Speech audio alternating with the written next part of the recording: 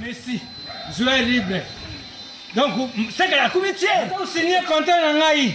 Mais pour vous, mon bien, vous avez la chaîne de mon corps. Sarato la TV. Vous abonnez. Vous avez contrat dans l'AI. Nous avons signé la Barça. Nous avons 10. Il y a équipe. Nous avons Suisse. Il y a Messi. Il y a surtout. Il y a Barcelone, il y a le monde entier. On va dire que la famille non, mais dans le monde entier. Tous abonnés. Nous Sarato la TV. Vous avez un contrat dans l'AI. Merci à Ken.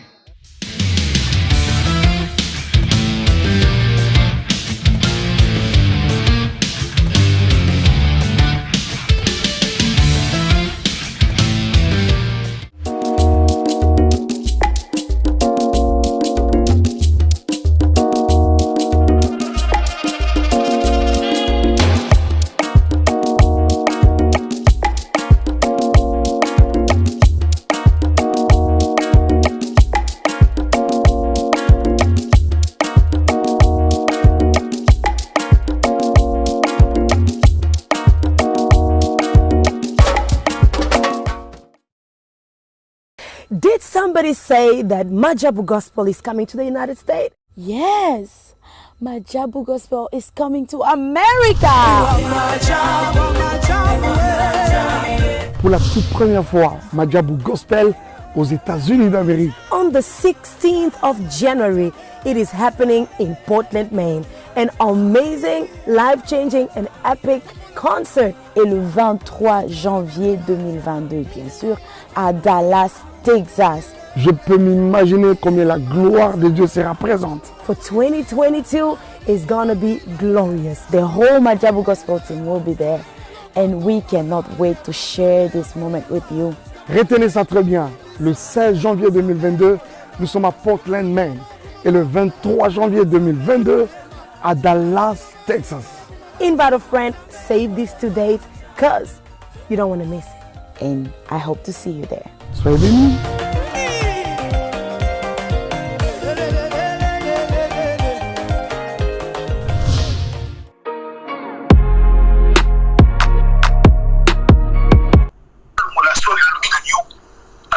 Donc voilà, et vinga na ibi voilà ote. Voilà voilà na ite photo na kavu na ngati. Tu bi ke yoza na kama bi. Na zo bana yozo bana ngati. Na ko ko so konta so nyaka na so mpi ngona danze.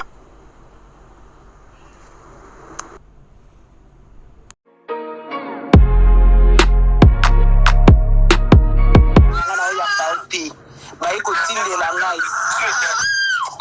Ebitika lukutako na lobi na yo akamona utawasala okay okay mapezi na yeye kwa pesa ba lukula soni na hizo na sana utani wewe mtazo bana kama na bana kekeka kwa baba kwa ndo sitaso baba kwa ndo shinga kwa yapi na yake pa ukasoni non pour que les week-end au Kenzaki naï pour y mon kwazo le baba le baba boy na ika nazo benga ici comme mbali na nazo lam okosi ozaki na ye oui na problème au moment les réseaux temps à cause na Cédric tu mens au moment les réseaux temps à cause na Cédric tu mentais pourquoi moi na l'obésité mais tu mentais.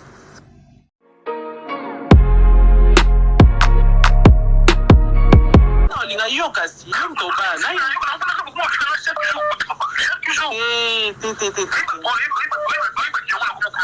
na ata 10 000 okota ta boloko comme ça monsna la oh comment a été comme ozo comme finga nga imbécile sans sengi excuse te au mona mona te oh comment a été au finga nga imbécile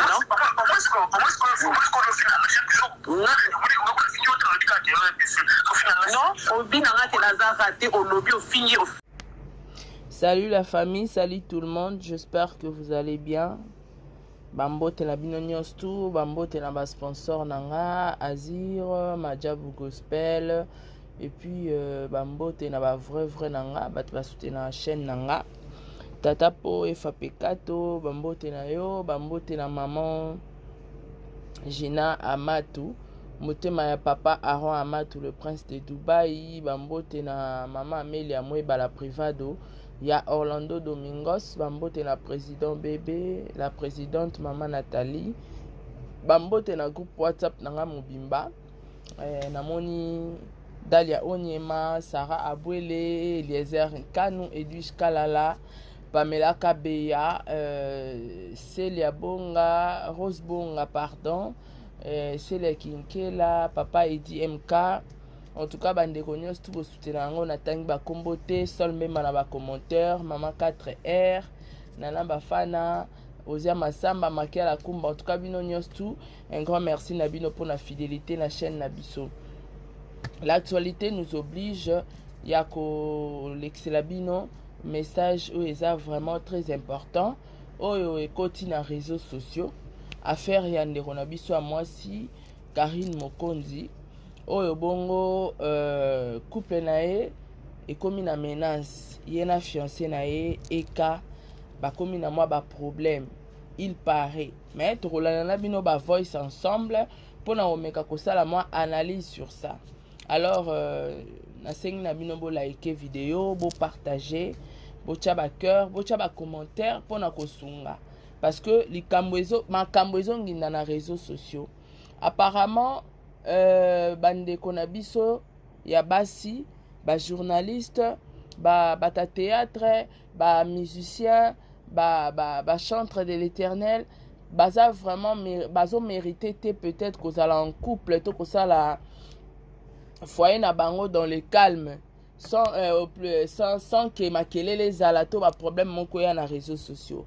Alors le lot tous na problème on na réseaux sociaux na vie à Karine Mokondi Eka et puis na Christelle maman ya mwana ya fiancé à Karine Mokondi. Alors toko découvrir qu'est-ce qui ne va pas na couple wana na ba voice auto zo tchela bino et puis on se retrouve tout juste après ba voice oyo. Voilà bandeko, oyo tozo ka conversation eza Evina Christelle mama mwana e Tolanda.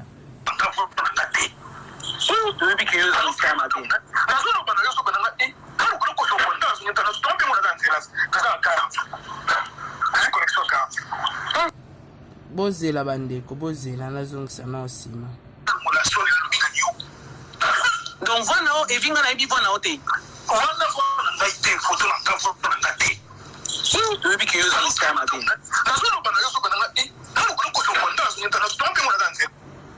Wana evi azoloba ke photo oyo ne Karine abengaki ye eza photo na ye mais voix oyo elobaki na live a Karine eza voix na ye te. Hey, les hommes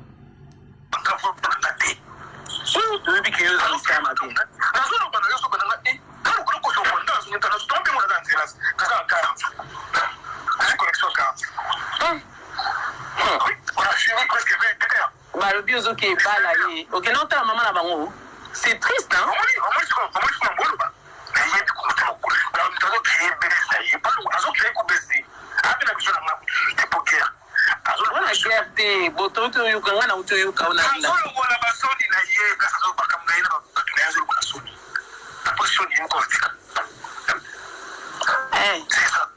Babi bozo bala na félicitation.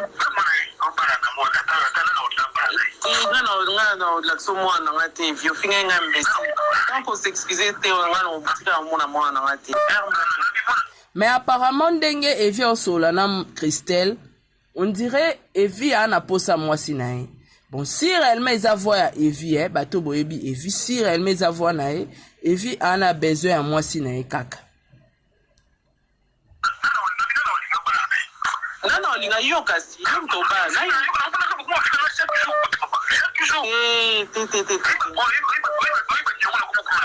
Ata 10 000 euros tata boulot comme ça mon snola. Oh pour moi na été. Comme on finit un imbécile, sans sengi excuse te au monde à moi tout. Oh comment on a été, au final un imbécile non?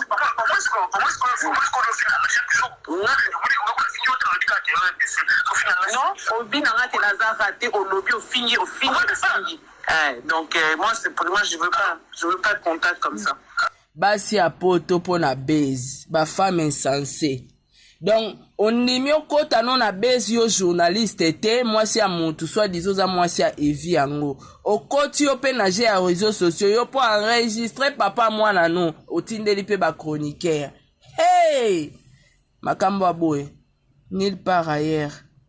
Kaka pa ba femme insensée. ya ba diaspora. So yebaki allo so yebaki mwana za awa te nalingi te bomba bonne soirée nalobi na osala pa obili so yebaki mungam na kipa mwana na yo linga oluka kuto respecte nga po linga otala ki fi wana me na finga kopoza mutabuzoba oui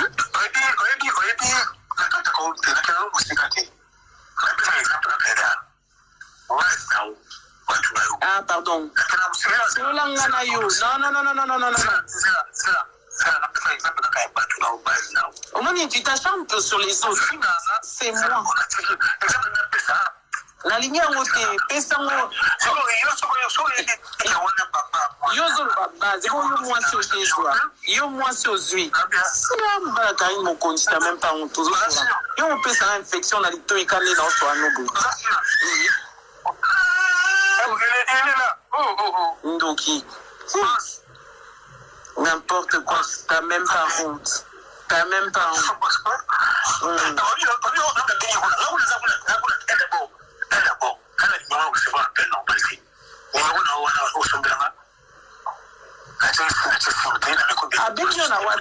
abengio na WhatsApp namoni photo na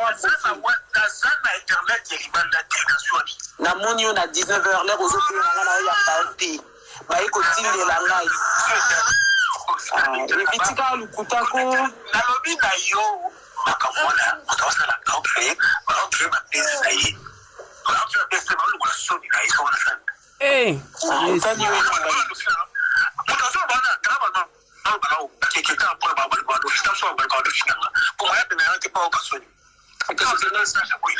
non pokende weekend okezaki na ye po ye moko azoloba balobi baboyai na ye ka nazobenga ye sikoyo mobali nanga azolamba okosi ozalaki na ye oui na problème omoni lero ezotanga koza na Cédric tu mens omoni lero ezotanga koza na Cédric tu mentais poka moyena alobeza te mais tu mentais donc vanda kaka okena na bino omoni makambo ebombanaka te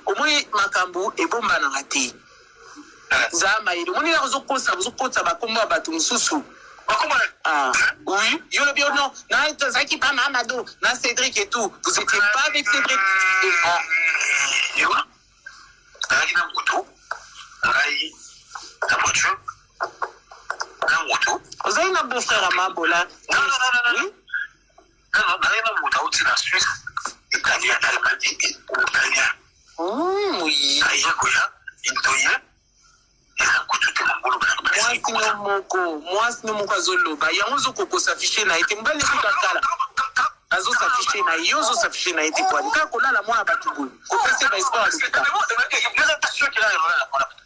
oui naza sûr oui non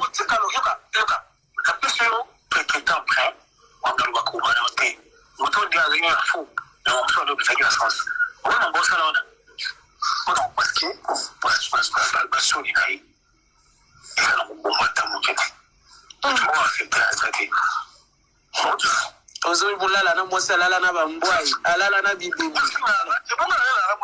olala na yeko obengaki mpe sheri na yoki yo sheri saba plasi nyonso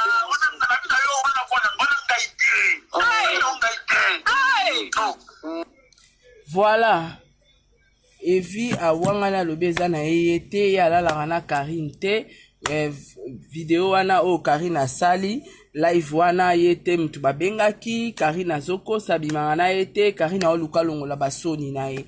Je crois j'avais tout dit awa sikoyo mosala etikali peut-être na baentourage ya Karine bomeka kotalisa ye baréalité ya vie ndenge eza. Voilà bandeko, nous sommes de retour. Je crois Bolandi voice na biso très bien. Je crois boyebi voix ya Evie, boyebi voix ya Christelle déjà. Po ngongo na ezoleka déjà na réseaux sociaux. Boyebi pe voix ya Karine. Alors touti koyoka Evie azosolana mama ya mwana na ye Christelle. Place à ko dénigrer Karine, a robeta lisolo ya mbongo bafutaka ye, azobeta lisolo ya ba buzz oyo Karine asalaka. Il paraît yena Karine il y a rien du tout, rien ne marche. Bolingwango ezalaka ka po Karine afuta ka mbongo. Je crois to landa biso moko tozolanda na kobandela bandela yango parce que bandeko misusu bayokango. Donc si tu comprends bien, ndeko na biso azozongela mama ya bana na ye. Oyo eza na kombo ya Christelle, eza conversation ya Evina Christelle. Alors, Evi azotalisa biso ke ba appel nyonso Karine azwaka na ba live na WhatsApp na kombo ya Evi ezalaka éviter. Alobi ba voir na ezalaka yete mes photos eza ye. Que éviter na lobaka vérité. Evi azowanga na pa mama mwana na azowanga na Karine. Est-ce que Karine mutakosa biso na média? Point d'interrogation. Toza mikolo tokoyeba kosala ba analyse. Na kati kaka ya voice tozoyoka lisusu Evi azolobaki ya koki kobala Karine te. Mais aussi longtemps biso nyonso tout na média toyebi ke Karine mokondi fo babala na Evi d'ici là. Alors alobi ya koki kobala Karine te. D'ailleurs kutu abima jamais na Karine. Et ça la ka basala bongo po Karine sinon te batu ba koseka na réseaux sociaux. Bon excusez nga naza na grippe. Dernièrement na uto sa l'émission à propos ya nde on a biso grâce témo. Na uti ko pesa e conseil. Même conseil na pesa e grâce témo, même conseil lelo na opesa Karine. Na esa ki grâce. Babala kapo na miso abatute. Basala kalikambu po na miso abatute o na olingana nga ete po batu ba oseka nga. Te. Soka za mobala vi na yo folinga ye, ata batu bakoseka yo folinga ye. Soko zomona kena mobali wana ezosimba te fo bokabwana soki batu bakoseka yo baseka yo.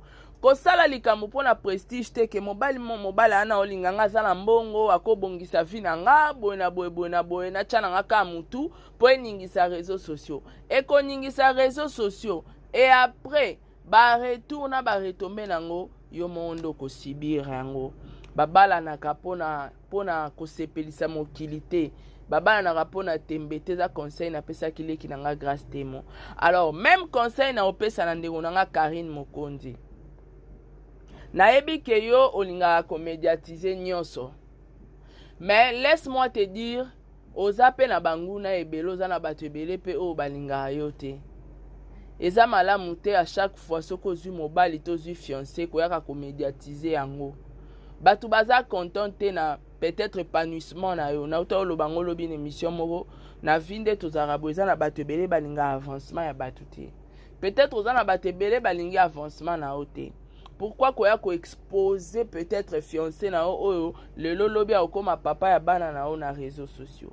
Nga na pesa o déjà conseil na vie na bi pona nga so na zara yo mena kolingaka ta kongola ta mon côté na vie.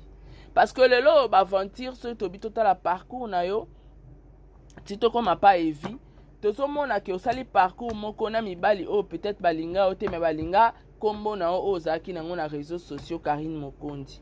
Alors peut-être to mekai ko pesa chance ya ota la relation ya yo na Evi nenge kokoma ti na suka mais apparemment to pesa ki chance peut-être pas Evi erosimba mais to komo kutana na même problème que ba problème nyonso to kutana nango. Alors oza mwana mwasi au HP Koli, il faut réfléchir les sous. Parce que nga na place na yo koyoka voice ya boye loba ke zala éviter. Po yondo ebi Evi koleka biso. Mais ce qui vraiment eza voix ya Evi, ma chérie, ma sœur, na oyebisa yo stopper relation. Stopper relation. Ce n'est plus important de continuer de forcer l'amour. Bolingo ba forcer ango te. Bolingo eza automatique. Tu peux tout arrêter et refaire ta vie à zéro. Na lobano likambo autour à liboso na feli tigre. Lelo na yeko bandela ngo na Evi. Eloko soki ezosimba te ko forcer te faire croire batu na média que ça marche mais au marché nango te. Ce n'est pas important. Na uti kolobela ngo na grâce na lobela ngo susu na yo. C'était comme ça avec Feli lelo komi susu na Evi. Alors nga peut-être batu mususu bazo beta ba histoire ango bazo lekisa ba voice ka po balinga Karine te bazo finga ba oseka mais eza ba leçon ya kopesa batu ba réalité to kutana nango. Peut-être façon bango ba osala ngo be mission eza na bien te peut-être mutu mususu poazo ango neti histoire a considérer ngo ka neti rando mais eza rando te eza histoire eza ba leçon à tirer na vie quelquefois. biso tosalaka choix oui ngane nazabe na ningi mobala azala pembe na ningi mobala azala boye azala boye mais il faut pe komitala mibala yango nga na osala choix est-ce que mibala yango baza ba responsable bakolinga nga bakosupporte nga eza pe ba question oyo biso bana basi il faut tomitunaka totika akomemama na sentiment olinga mobali moko po bamona mobali wana alataka fashion alataka bien mais en même temps c'est un irresponsable et pas na yo maza responsable et pas moi si moko bo akipaka e bien donc c'est la honte ko ka ba voice aboye ko bima na réseaux sociaux pona Evi eza étrange te mbali boso te pona Karine mais et comme c'est de trop alors Karine il faut avoir conscience au tient en place ce qui pendait à voir à Evi c'est de trop aux hommes que les loyo pas sinon comme il fait à mususu parce que toi-même tu as ouvert de portes yo mo fungoli ba porte yo moko et de fois il faut monter au capé conseil à batu faut que pona ka ba choix ya malamu ya rosala mobala cause à la mutie mais na mutu aza grand esprit mobala cause à la mutie mais na mutu aza responsable aza sérieux alors peut-être ça ba jar ya ba choix ya mibali yo lingaka mais cette fois-ci moi je te demanderai ya roluka un responsable hein ya ozwa pena temps et puis ko sala ngote ke boyani na o lingamba mon o te zwa pena temps parce que déception tinda mutu na ba mauvais choix parce que si réellement so reza pena Evi donc au côté sous na mauvais choix c'est-à-dire cette fois-ci il faut luka pena choix ya malamu et puis n'insiste pas quoi insister te comme l'onde comme la ko pas feliti mama abino ya kozwa yo n'insiste pas maintenant oza yo moko chez yo oza na parler na oza na chaîne na yo chama ele no en place travail na Congo yo zara au travail te Karine yo zara yamba batu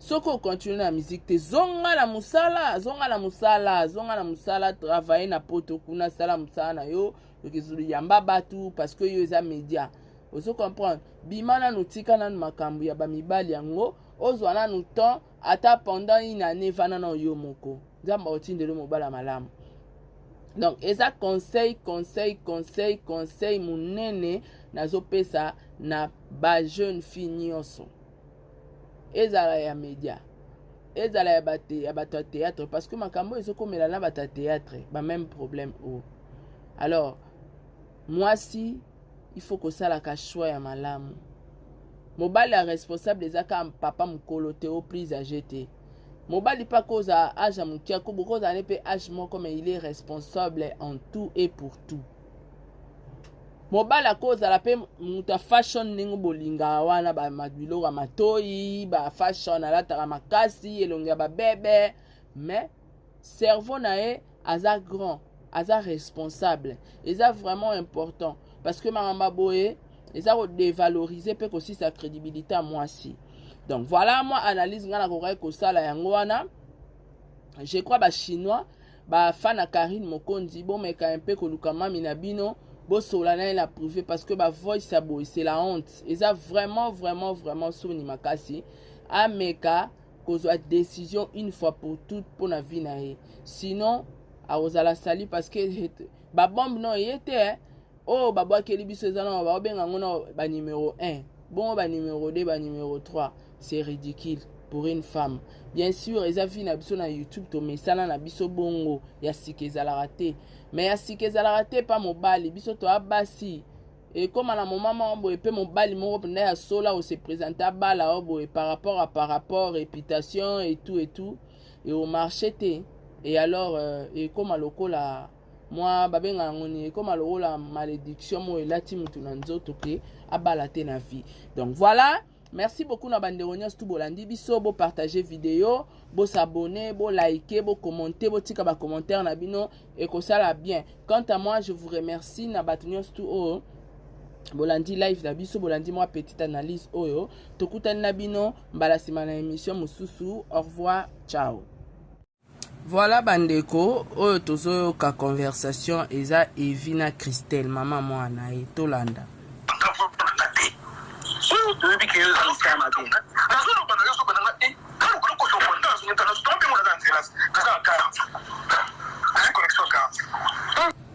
bozela bandeko bozela nazongisa na osima Donc voilà, et vinga na ebi voilà ote. On va voir une photo dans ta photo dans ta tête. Tu veux que yo ça scam abi.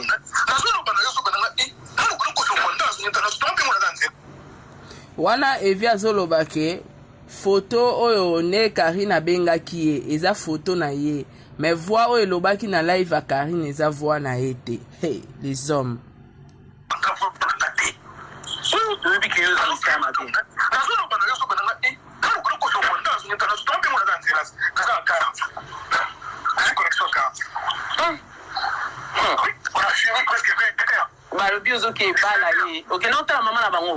C'est triste, hein?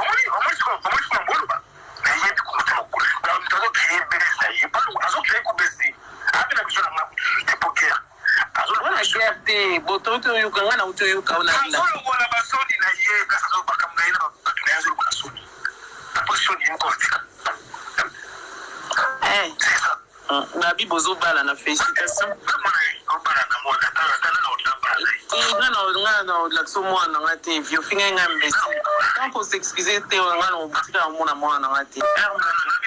Mais apparemment ndenge Evi osola na Christelle, on dirait Evi a na posa mwasi na ye. Bon, si réellement ils voient ya Evi, bato boyebi Evi, si réellement ils voient na ye, Evi a na besoin ya mwasi na ye kaka. Non, il y a eu kasi,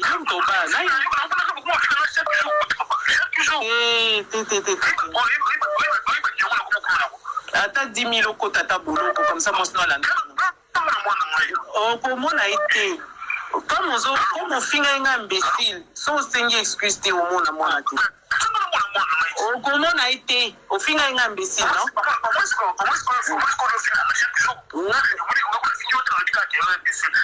Non, au bin a été Lazare raté au lobby au finir.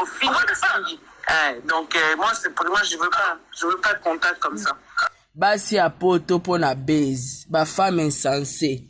Donc on nimio kota non na base yo journaliste te, moi si a mutu soit disons à moi si a Evi yango. O koti yo pe na je a réseaux sociaux yo po enregistrer papa moi na no, o tindeli pe ba chroniqueur.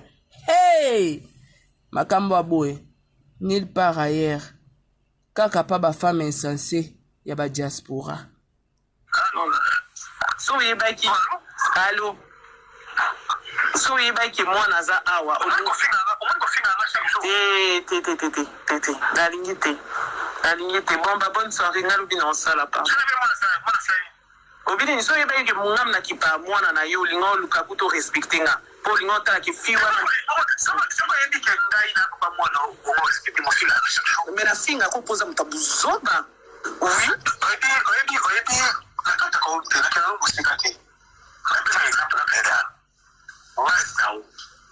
Ah, pardon.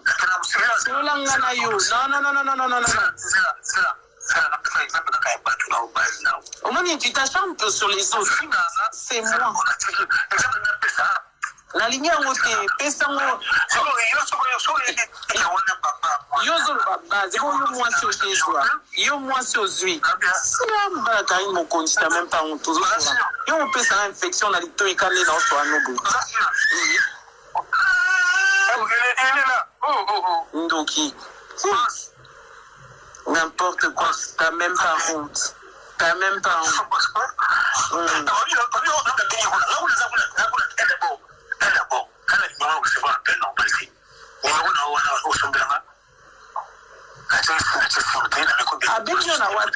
Abingo na WhatsApp na moni photo na WhatsApp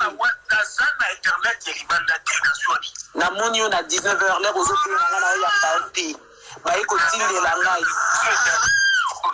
evitika lukutako na lobi na yo makamona utawasa la okay ba pesa hii kwa pesa ba lukula soni na hizo wana sana tani wewe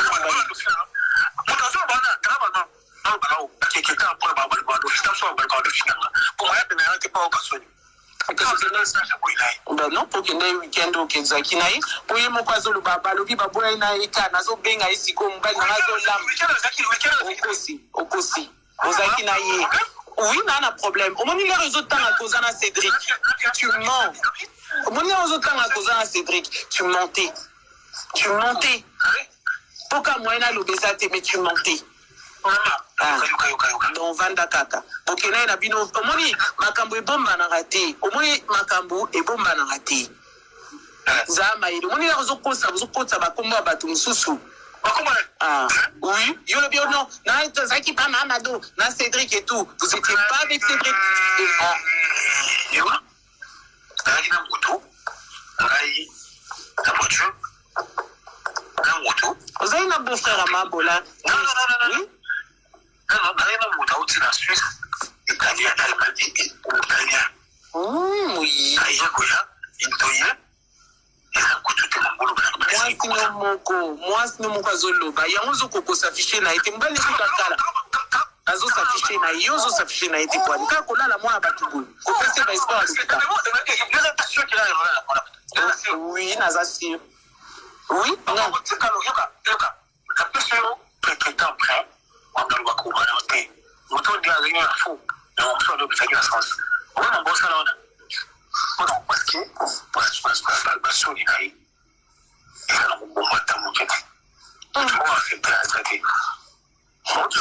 ozo bulala na mwasi alala na bambwai alala na bibebi olala na yeko obina kipeshiri na yo ki oshiri saba kasi ni